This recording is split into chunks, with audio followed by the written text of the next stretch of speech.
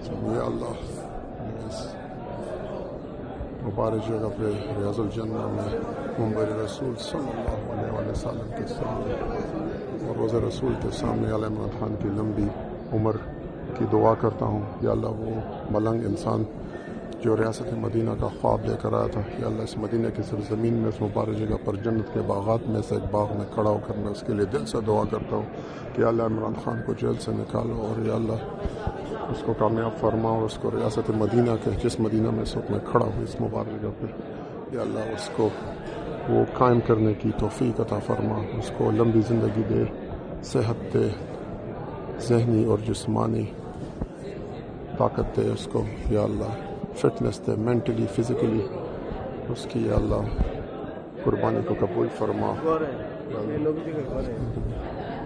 آمین ثم آمین. یا اللہ پاک اس کو تمام سازشوں سے محفوظ فرما. الحمدللہ رب العالمین.